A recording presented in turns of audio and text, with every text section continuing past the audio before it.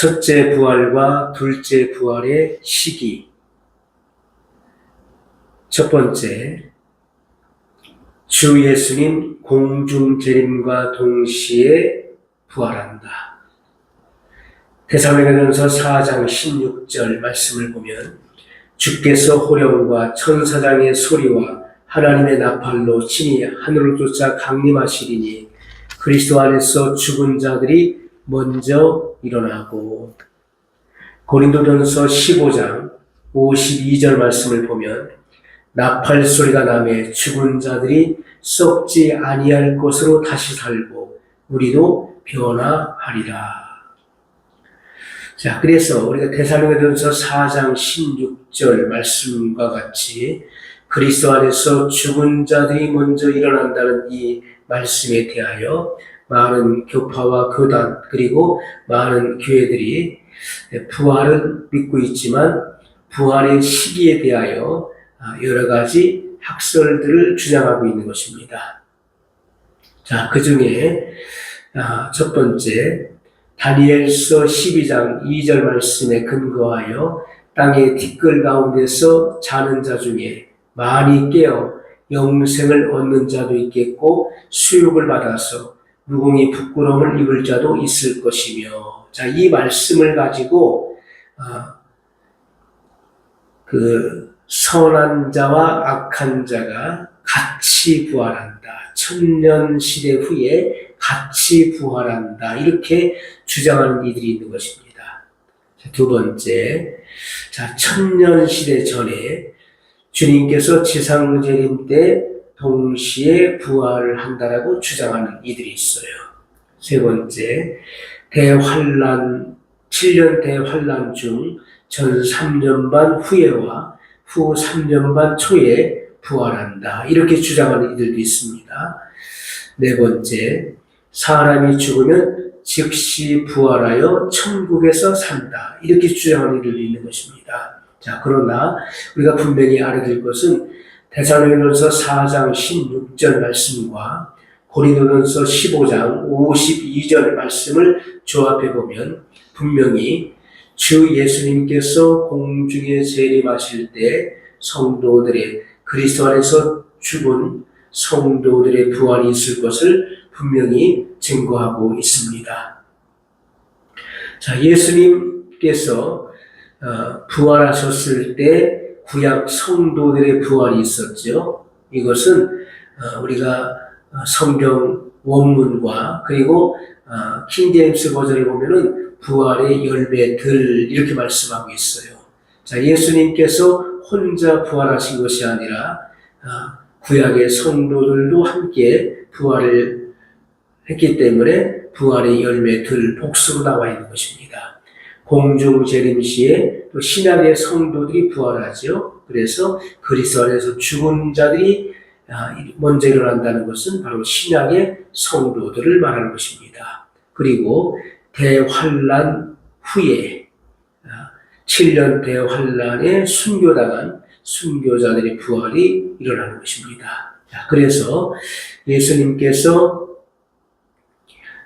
지상재림하셔서 순교자들을 부활시키는, 자, 여기까지 첫째 부활에 속하는 것입니다. 자, 그러므로 예수님의 부활로부터 천년 시대 이전에 부활하는 것을 첫째 부활이라 일컫는 것입니다. 첫째 부활의 의미는 더 좋은 부활, 최상의 부활을 의미하는 것입니다. 자, 그리고 천년 시대 후에 죄인의 부활이 있죠. 다른 말로 악인의 부활, 이것을 가리켜서 둘째 부활이라고 일컫는 것입니다. 이들은 백보자 심판대 앞에 서게 될 자들을 말하는 것입니다. 자, 그러므로 이 심판을 받기 위해서 부활하는 자들, 백보자 심판을 위해서 부활하는 자들은 둘째 부활에 속하는데, 고린도전서 15장 24절 말씀을 보면 그 후에는 나중이니 저가 모든 정사와 모든 권세와 능력을 멸하시고 나라를 아버지 하나님께 바칠 때라. 자, 요한계시록 20장 5절 말씀을 보면 20장 5절 말씀에 가로 열고 그 나머지 죽은 자들은 그 천년이 차기까지 살지 못하더라. 가로 닫고. 자, 그래서 첫째 부활에 참여치 못한 자들은 그들 가리켜서 그 나머지 죽은 자들은 그 천년이 차기까지 살지 못하더라. 이렇게 말씀하고 있는 것입니다. 자, 그러므로 불신자들이라 할지라도 한 번은 반드시 부활한다. 자, 그들은 이제 백보자 심판대 앞에서 심판을 받아 지옥으로 보내지는 슬픔의 운명인 것입니다. 자, 이것이 둘째 부활, 곧 둘째 사망의 해를 받는 이들인 것을 분명히 요한계시록 20장 6절에 말씀하고 있습니다. 자, 그러므로 사람이 한 번 나면 두 번 죽고, 두 번 나면 한 번만 6만 죽고, 혹은 한 번도 안 죽을 수 있는 것입니다. 그래서 사람이 한 번 나면 두 번 죽는다. 그래서 어머니 모태에서 한 번 태어난 사람은 두 번 죽는다. 첫 번째는 그 영육이 분리되는 육체의 죽음을 의미하는 것이고, 두 번째는 그 영육이 함께 영원한 사망에 처해지는 것, 영원한 죽음을 말하는 것이죠. 하지만 두 번 나면 이것은 한 번은 어머니 모태에서 나는 것이고 또 한 번은 물과 성령으로 거듭나는 것이다. 위로부터 하나님께로부터 나는 사람은 6만 한 번 죽고 혹은 한 번도 안 죽을 수 있는 거예요. 왜냐하면 휴거됨으로 안 죽을 수도 있는 것입니다. 자, 이것이 가장 행복한 사람인 것입니다. 그리스도인의 최고의 영예이다. 자, 우리가 부활의 상태를 보면 부활의 상태 첫 번째, 썩지 않을 몸으로 부활한다. 자, 고린도전서 15장 42절로 53절 말씀을 보면 먼저 고린도전서 15장 42절에 썩을 것으로 심고 썩지 아니할 것으로 다시 살며 고린도전서 15장 53절에 이 썩을 것이 불갑을 썩지 아니할 것을 입겠고. 자, 이 말씀을 보면 흙에서 온 사람은 흙으로 돌아가서 흙과 합하는 것이 원칙입니다. 사람은 한 개의 생명을 받은 흙덩입니다. 뭉쳐놓으면 사람이요, 풀어놓으면 흙입니다.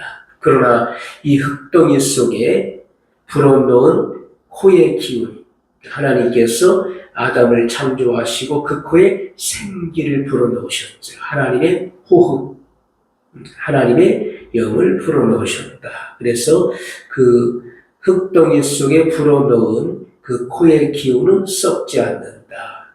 자, 이 기운은 바로 생명을 말하는 것인데 이 기운이 다시 영체로 화하여 일어난다. 자, 그는 다시 썩지 않는 것입니다. 그리고 영생하는 것입니다. 고린도전서 15장 54절 말씀을 보면 사망이 다시 그를 주장하지 못한다. 이렇게 분명히 증거하고 있습니다. 두 번째, 영화로운 몸으로 부활한다. 고린도전서 15장 43절 말씀을 보면 육의 몸으로 심고 신령한 몸으로 다시 살아니. 자, 신령한 몸은 바로 영화로운 몸을 말하는 것이죠. 다시 산다는 것은 부활을 의미하는 것입니다. 자, 타락하기 전에 아담의 몸은 영화로웠습니다. 그러므로 하나님과 더불어 능히 교제할 수 있는 영광의 몸을 입고 있었다. 자, 이 영광으로서 아담의 몸을 가려 놓았기 때문에 또한 하와의 몸을 가려 놓았기 때문에 그들은 벗었으나 벗은 줄 알지 못했다는 것입니다. 창세기 2장 25절 말씀을 보면 그렇게 우리가 알 수가 있습니다. 자, 그러나 타락한 후에는 욕된 몸으로 변화한 것입니다. 자, 이 욕된 추태를 가리기 위하여 이 무화과나무 잎에서 바로 가죽옷으로 갈아입게 된 것이죠. 자, 그러나 우리가 부활함으로 썩을 몸을 벗어버리고 영화로운 새 옷을 입고 주님을 영접하게 하시는 것입니다. 자, 이것은 부부 일신의 원리에 의해서 되는 일인 것입니다. 이 부부는 한 몸이기 때문에 같은 몸을 입지 않고는 안 되는 것이죠. 창세기 2장 25절 말씀을 보면 아담과 그 안에 두 사람이 벌거벗었으나 부끄러워 아니하니라. 창세기 3장 7절 말씀을 보면 이에 그들의 눈이 밝아 자기들의 몸이 벗은 줄을 알고 무화과 나무 잎을 엮어 치마를 하였더라. 창세기 3장 10절 말씀을 보면 가로되 내가 동산에서 하나님의 소리를 듣고 내가 벗었으므로 두려워하여 숨었나이다. 벗었다는 것은 무엇인가 입고 있었다는 것을 전제로 말하는 것입니다. 자, 범죄하기 전에 아담과 하와가 살던 시대는 무죄 시대였습니다. 그들은 벌거벗었으나 죄를 모르는 신성한 존재였지요. 하나님의 영광이 그들을 덮고 있었던 것입니다. 세 번째, 강한 몸으로 부활한다. 고린도전서 15장 43절 말씀을 보면 약한 것으로 심고 강한 것으로 다시 살며. 자, 인간이 타락함으로 약한 몸이 된 것입니다. 평생도록 질병의 위협과 이 세균, 이 바이러스에 쉽게 노출되죠. 이 세균의 침해를 받아서 노병사를 면치 못하는 존재가 된 것입니다. 자, 이것을 방지하기 위해서 사람이 그런 식물 또 의학 그리고 위생으로 모든 수단을 다 사용하지만 필병은 죽음으로써 종말을 짓게 되는 것입니다. 자, 그러나 부활함으로써 노병사의 침해를 받지 않는 강한 몸이 된다. 자, 그러나 우리가 이 땅에서 파리 목숨 같은 자신을 믿고 썩을 양식만 구하는 자의 허무한 생활이 얼마나 가련한 것인지 우리는 깨달아야 될 것입니다. 네 번째, 신령한 몸으로 부활한다. 고린도전서 15장 44절로 50절 말씀에 근거합니다. 자, 고린도전서 15장 44절 말씀을 보면, 자, 이 말씀에 근거하면 육을 가진 육의 몸으로 심고 신령한 몸으로 다시 사나니. 자, 이 육이라고 하는 것은 이 혈기의 몸을 말하는 것이죠. 생명을 유지하는 피와 기운이 있는 존재를 말하는 것입니다. 그리고 혈액과 기식. 우리가 한자로는 기운기자에 숨쉴 식자예요. 그러므로 자, 숨을 쉬는 기운을 가진 이 살아있는 존재를 말하는 것인데 이렇게 육의 몸으로 심고 신령한 몸으로 다시 산다. 이 부활을 의미하는 것입니다.